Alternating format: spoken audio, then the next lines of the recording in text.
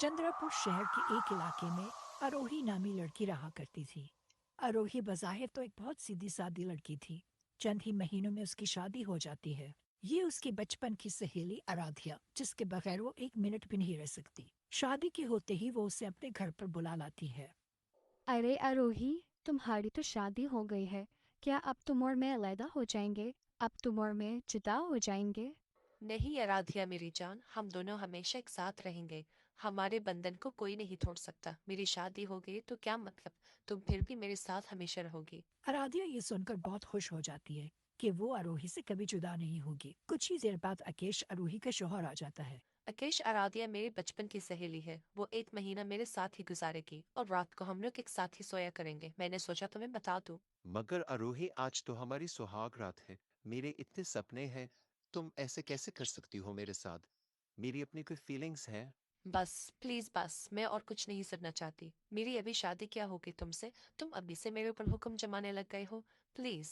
अकेश बज़ाहिर तो चुप हो जाता है, मगर उसका दिल बहुत उदास हो जाता है। रात हो जाती है और दोनों ही सहेलियां अपनी मंसूबे में कामयाब हो जाती है। रात वो दोनों एक साथ ही गुजारती हैं। तकरीबन हफ्ता ऐसे ही गुजर जाता है कि वो रोजाना एक दूसरे के साथ रात को ही सोया करती थी। एक सुबह सासू माँ आरूही के पास जाती है और उसको जाके कहती है कि आरोही, लापरवाही की हद होती है। वैसे तुम्हारी शादी को हफ्ता गुजर गया है, मगर तुमने अपनी रस्म पूरी नहीं की। चाहिए कि तुम अपने शौहर के लिए मीठी गुड़ वाली खीर, शक्कर पारे या कुछ मीठा बना के उसके लिए पेश सासू करो। माँ जी माफ कीजिएगा, मैं आज ही उसके लिए पिस्ते की रसमलाई और खोए वाली गाजर का हलवा बनाऊंगी। आप बेफिक्र रहें, आज ही मैं बनाती हूँ। रोही अपने हाथ से मजे की गाजर का हलवा और रसमलाई अकेश के सामने पेश कर लेती है। अकेश उसे बहुत शौक से खाता है। हम्म, मजा आ गया। वाह आरोही, तुम्हारे हाथ में तो जादू है, जादू। मीठा खाने के बाद अकेश अपनी बीवी को एक जोरदार गरम झप्पी डालता है।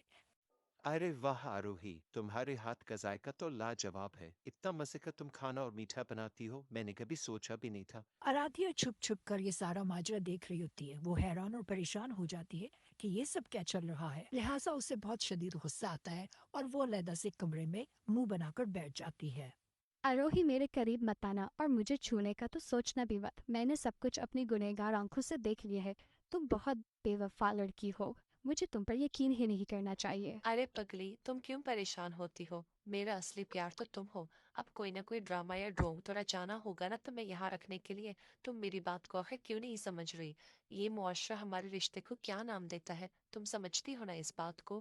प्लीज मुझसे नाराज मत हो। आरोही आराध्या के साथ बैठकर उसे तसल्ली देती है और कहती है, तुम्हारे लिए मैंने अलहदा से मजेदार शक्करपारे और गुड़ वाली रस्सी रखी है। आज रात को सोने से पहले मैं तुम्हारे लिए ले आऊंगी, परेशान ना हो। 2-3 दिन और मजीद ऐसे गुजर जाते हैं कि अकेश का सब्र और खत्म हो जाता है और वो उससे कहता है, आरोही, क्या तुम्हें नहीं लगता कि आराध्या को और यहाँ से जाना चाहिए? आखिर मेरी भी कोई फीलिंग्स है। मैं भी अपनी पत्नी के साथ वक्त गुजारना चाहता हूँ। मैं चाहता हूँ कि तुम्हारे साथ सोया करूँ, लेकिन वो मुझे ये सब कुछ करने ही नहीं देती और मैं तंग आ गया उसको रोज देख देख कर। अकेश, मगर ये हो नहीं सकता। हम दोनों एक दूसरे के बगैर कभी रहे नहीं है। आरोही रोने लग जाती है और आराध्या ये सब कुछ देखकर तुम्हारी गुस्से में आ हिम्मत जाती कैसी है। हुई है मेरी दोस्त के ऊपर चिल्लाने की? तुम होते कौन हो? How dare you!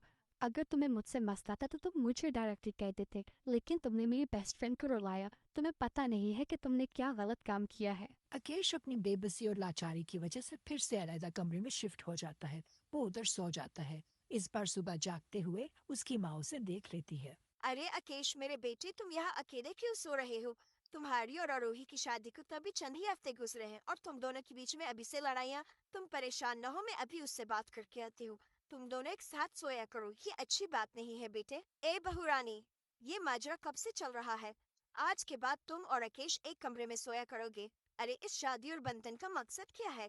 आज के बाद से तुम दोनों एक साथ ही सोगे, समझ आई तुम्हें? मगर सासू माँ, आराध्या के बगैर मैंने कभी वक्त नहीं गुजारा। वो मेरे बचपन की सहेली है। उसके अलावा मेरा और कोई भी नहीं है। आप प्लीज ऐसा जुल्म ना करें मेरे अरे ओ साथ। पगली, शादी के बाद पति ही सब कुछ होता है। ये दोस्त अहबाब रिश्तेदारों इन सबको भूल जाओ। चाहिए कि तुम अपने पति को ज्यादा से ज्यादा वक्त दो। और आराध्या मेरे साथ सो जाया करेगी, तुम उसकी परेशानी ना लो। सासू माँ के कहने पर दोनों मियाँ बीवी रात को सोने की तैयारी करने लग जाते हैं। आज तो बहुत थक गया हूँ आरोही मेरी जान। चलो लाइट बंद करो और आ जाओ सोते हैं मिलके। इस लम्हे का मैं बहुत शिद्दत से इंतजार कर रहा था। आकेश मेरी जान, बावर्ची खाने में कुछ गंदे बर्तन रखे हैं मैंने, उनको साफ करके बस थोड़ी देर में आती हूँ। आप तब तक के लिए सो जाइए, मैं आ जाऊंगी कुछ देर में। आरोही चुप चुप कर बावर्ची खाने के बहाने आराध्या के पास चली जाती है। ओह शुक्र है आरोही तुम मेरे पास आ गई हो। प्लीज़ मेरे पास आके सो जाओ, आज रात मेरी बहुत बुरी गुजरने वाली थी अगर तुम आज ना होती।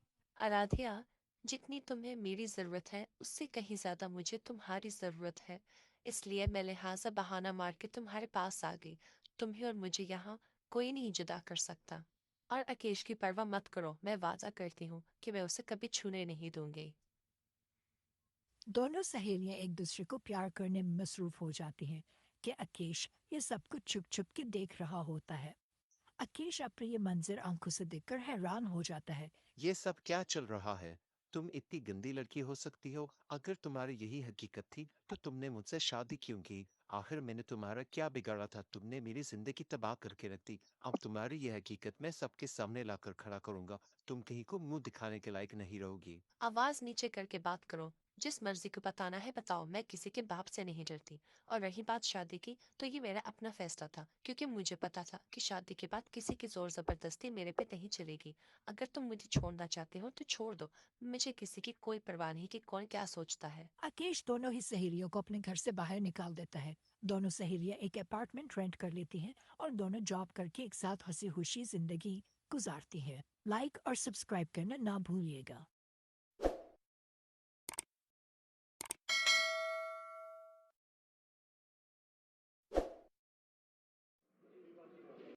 अलियाबादी शहर के एक इलाके में एक लव मैरिज कपल रहता था। दोनों के बीच में बहुत प्यार मोहब्बत थी।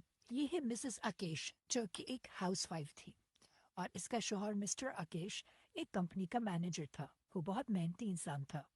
ठीक है अंजलि, फिर मैं ऑफिस जाता हूँ, मुझे देर हो रही है, बहुत इंपॉर्टेंट मीटिंग है आज। दुआ करना कि मीटिंग कामयाब हो जाए। घर का ख्याल रखना, ठीक है? कोई चीज़ चाहिए हुई तो बता देना मुझे, मैं ले आऊँगा। ओके अकेश, अपना ख्याल रखना, मेरी हमेशा दुआ तुम्हारे साथ है। बस तुम खैर से घर लौटाओ, यही मेरे लिए सब कुछ है, मुझे कुछ नहीं चाहिए। ये है अंजलि की एक इकलौती नंद, जो कि बज़ाहिर तो अच्छा होने का बहुत नाटक करती थी, लेकिन बीच में हुई वो बहुत ज्यादा चालाक और मिसली लड़की थी। भाभी जी, अकेश भैया तो आपको कहीं नहीं लेके जाते।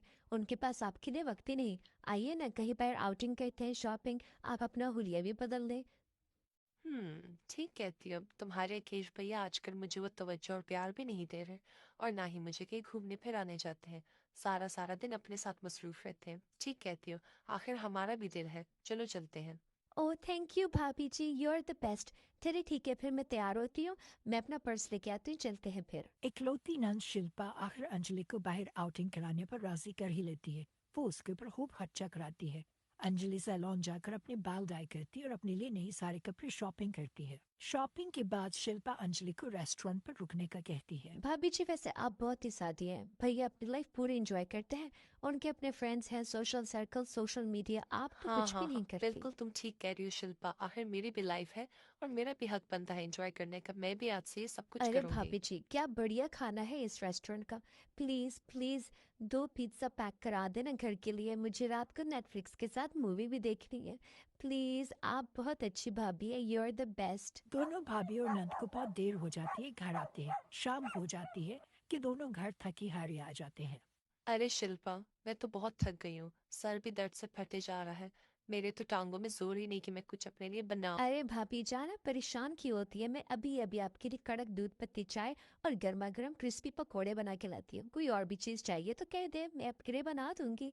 आप तो मेरी बेस्ट भाभी है। अंजलि ये सुनकर बहुत खुश हो जाती है। थैंक यू शिल्पा, तुम बहुत अच्छी नंद हो, तुम लाखों में से एक हो, तुम मेरा बहुत ख्याल रखती हो।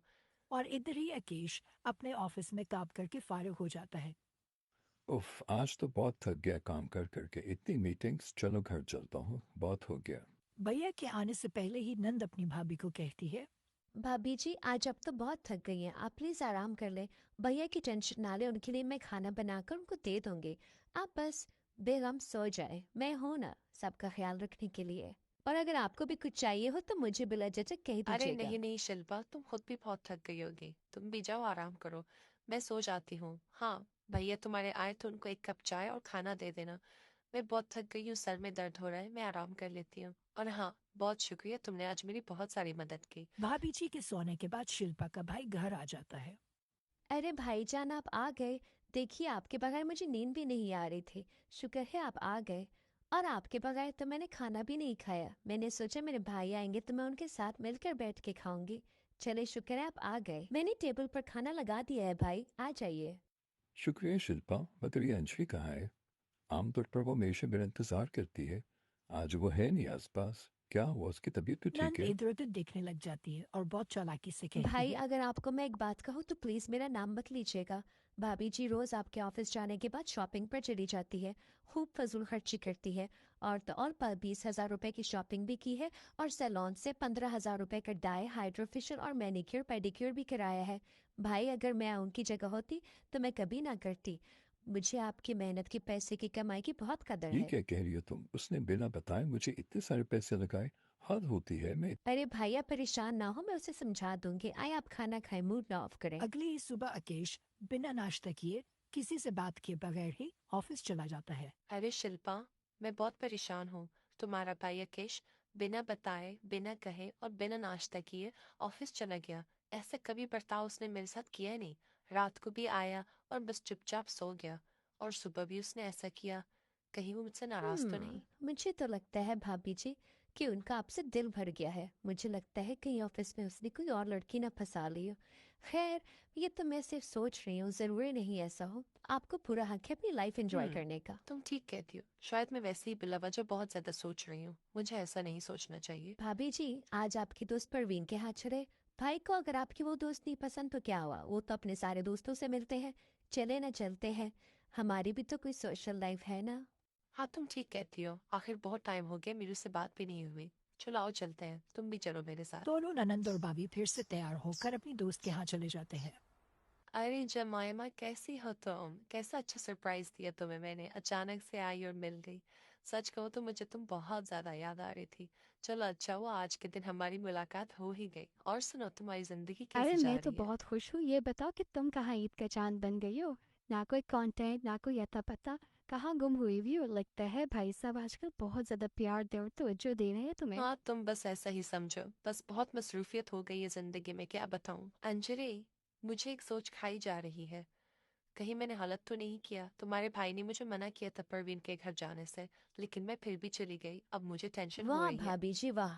भाई अपनी मर्जी से जो दिल में आता है करते हैं। लेकिन आप अपनी दोस्त के यहाँ चली गई तो आपको मौत पड़ने लगी। क्या हो गया भाभी जी, आपकी भी अपनी लाइफ है। आप इंसान नहीं है। अरे thank you so much Shilpa, तुम लाखों नंद में से एक हो। तुम हर चीज में मेरा साथ देती हो। बस प्लीज अकेश को ना पता चले कि हम दोनों परवीन के घर गए थे। तुम्हें पता है वो उसे पसंद नहीं करता। अरे आप बेफिक्र रहें भाभी जी, यूँ समझे कि हम कभी परवीन के घर गए ही नहीं।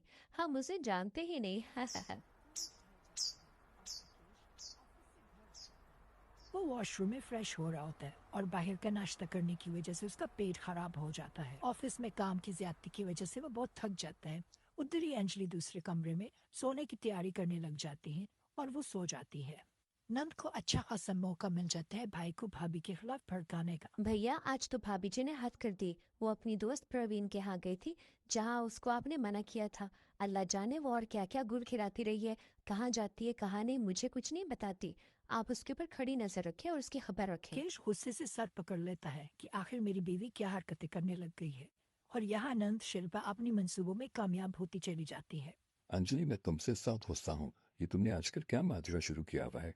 बिना बताए इतने सारे पैसे खर्च करना, इतनी देर सारी शॉपिंग करना और फिर परवीन के हाथ तुम गई। क्या सब चल रहा है ये? ये तुम क्या बोल रहे हो? तुम्हें ये सब बातें किसने बताई हैं? ऐसा कुछ नहीं है जैसा तुम सोच रहे हो। मेरा दिल किया मैंने शॉपिंग कर ली। लेकिन तुम्हें परवीन के बारे में किसने बताया? मुझे मेरी बातों का जवाब दो। तुम उसके घर क्यों गई हो? और कहीं तुम मेरे पीठ पीछे ऐसी कोई हरकतें काम तो नहीं करी जिसका मुझे इल्म नहीं? सच सच बताओ, तुम और क्या गुल खिला रही हो? अरे राकेश, ऐसा कुछ नहीं है जैसा आप सोच रहे हैं। मैं सच कह रही हूँ, मेरे यकीन करें। मुझे बात करने का मौका तो दे। अकेश अंजलि पर खूब गुस्सा होता है। वो उसके मुंह पर थप्पड़ मारता है, उसको खूब ज्यादा मारकर उसकी पिटाई करता है। अंजलि ये सब बर्दाश्त नहीं कर पाती और वो फूट फूट कर रोने लग जाती है। नंद ये सब कुछ देखकर उदास हो जाती है। उससे अपनी गलती का एहसास हो जाता है कि मैंने ये बहुत बुरा काम किया। अरे भाई प्लीज रुकिए रुकिए, अंजलि भाभी को कुछ मत कहिए। ये सब मैंने किया धरा है, मैंने सब कुछ किया है। मैंने ही भाभी को उकसाया था कि हम लोग जाएंगे, शॉपिंग करेंगे, रेस्टोरेंट जाएंगे। शिल्पा, हद होती है, मुझे तुमसे ये उम्मीद नहीं थी। हाँ भैया, परवीन के घर भी मैंने ही जाने को कहा था। आप प्लीज दिल में उसके लिए बोझ ना रखें। ये सब कुछ मेरा किया धरा है। मुझे डांटे, मुझे मारे, मुझे कोसे, उसको कुछ मत कहें भाई। शिल्पा, मुझे तुमसे हरगिज़ ये तवक्को नहीं थी। मुझे लगा कि नंद की शक्ल में मुझे मेरी एक बहन मिली, लेकिन तुम तो इंसान कहलाने के लायक नहीं हो। तुम इतनी बड़ी शैतान होगी, मुझे इस बात का तसव्वुर नहीं था। भाभी जी प्लीज मुझसे नाराज ना हो, मुझे अपनी गलती का एहसास हो गया है। बस भाई की मोहब्बत देखकर मैं थोड़ी सी जेलस हो गई थी, लेकिन अब मैं आपको अच्छी नंद बनकर दिखाऊंगी, प्रॉमिस।